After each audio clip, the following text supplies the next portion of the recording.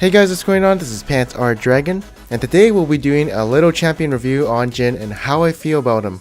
And this will be a new series for you guys, as we'll just be speculating champions who are on the PBE and then how I feel they're going to be when they're released live. And we're going to be using the first iteration of Jhin, so that's going to be what he was like when he was released in the PBE. So that'll be all the stats you see on the screen right now. And also by the end of this video, we'll have little scores for Jhin on how OP I feel about him, what I think his win rate will be when he's released on live servers, and his funness level as a bonus for you guys. We'll also be bringing out the pros and cons of his kit, so yeah, it's a champion review, champion analysis kind of thing. Anyways, with all that being said, let's get started.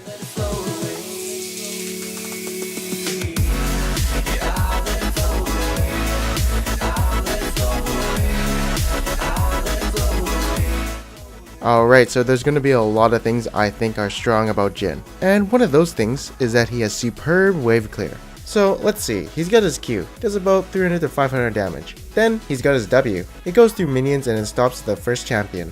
Then he's got his E if needed, and his last resort for wave clearing would be his R. So basically all of his skills actually have wave clear in it, which means he's really good at defending towers, and he's also pretty good at poking the enemy, as most of his spells can be casted from a long range. Now, although he does have a fixed attack speed, and he's not like other champions with pretty high attack speed, having a low attack speed but hitting hard with them is actually really good for an AD carry, because in between those auto attacks, you can cast spells, you can auto space, and just do other things while you're waiting for your next auto attack. So as long as he's doing something while waiting for his next auto attack, his efficiency as a champion is going to be very good. So the attack speed thing, not too big of a deal.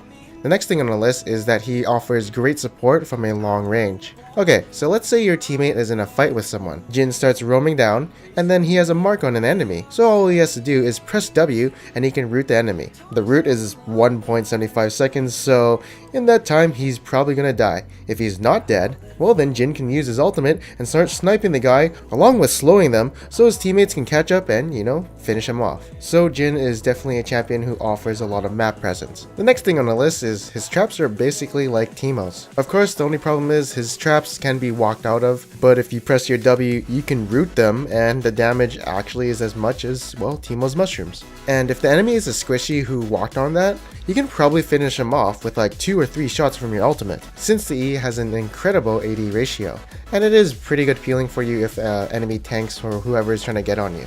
So if you're trying to siege a tower, lay them down defensively, and it's going to be pretty hard for an enemy to get to you. So having a mini Teemo's ultimate on one of his basic abilities is actually, pretty good in my opinion. And next up, his AD ratios are huge. His full combo minimum is 3.75. And having attack speed and critical strikes to multiply his AD and getting like 700 to 1000 AD, late game, that's pretty OP. And it's not bonus AD, it's actually total AD. So it's pretty strong in that sense. Of course, the base damage of his skills are somewhat low, so he does rely somewhat on items to get some damage. But the thing is, he doesn't really need items to be useful. His kit offers a lot of CC. We get a 1.75 second root, a 2 second slow, plus a 3 second slow coming from our ultimate if you hit all 4 shots. So you're still going to be useful even if you're behind. And I did say you need items to deal damage, but you don't need items to deal your crowd control. Next up is going to be his insane movement speed steroid. So around having like full build and 100% crit, my passive was actually giving me 57% more movement speed every time I crit. So if I have like 100% crit, I'm always going to be walking around teamfights with like plus 57 movement speed. So you're extremely hard to catch if the enemy isn't an assassin. And yeah, you got great peel with your passive plus your E. So as long as they aren't someone like Talon, then you can probably kite around the teamfights easily.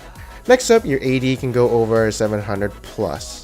Okay, so even though your crits do reduce damage, it still does a pretty good amount of damage. Like say you're trying to siege onto the enemy and you have rapid fire cannon and you're extremely fed. If you see a squishy and you auto attack him once, it's possible you might actually one-shot him, with just an auto attack and nothing else. So yeah, he can be really deadly if he's super fed, and it just says how powerful he can be in that late game. And that's all the points I can say that are great about Jhin, and now it's time to rate his early game, mid game, and late game. So his early game I actually rated a 6.0 out of 10. His laning phase is nothing too special. In fact, I feel like it's a bit weaker than most, because his Q doesn't have too much base damage, although it does have a relatively low cost on mana. It's pretty weak until you get some attack damage. And your steroids aren't really kicking in right now since you don't have attack speed or critical strike, so you're a basic AD carry. And also your W's root is only 0.75 seconds for the majority of the laning phase, and he also doesn't have an escape, so ganking him can be pretty easy. but its 4th shot definitely can have some presence against enemy laners, as it does always guarantee a critical strike. Luckily, he's pretty good for ganks as he does has his E and W to follow up with, and if needed, he can finish them off with his R. But it can be hard to finish people off with his R because one person can be blocking the shots of the person who's gonna die, so you might not finish off someone all the time. And yeah, his early game, it's okay. But his mid game, it actually gets an 8.0 out of 10, just because of the semi-global support he can offer with his W and R, like the 1.75 second root with his W, yeah, that's pretty good, or assisting them with his ultimate. And sieging is also decent too, as he does offer pretty good poke with his Q and W, and he can put traps down for his team to retreat to if needed. So yeah, I do feel like his mid game is pretty strong. Then his late game comes and it gets a 10 out of 10.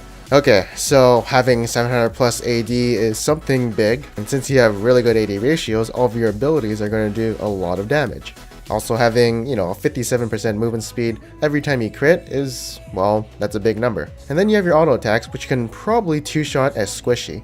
And yeah, Jhin has a lot of steroids to help him in that late game. So yeah, his late game is pretty stupid. Although, Jhin does have some obvious weaknesses. For instance, he has relatively clunky abilities. Sometimes your Q won't bounce to where you want it to go, so it can miss someone you want to hit. His W has a decent delay on it, so you're gonna have to get used to its cast time. His E is easy to walk out of if you step on it. As long as you have boots, you're good to go, or a dash.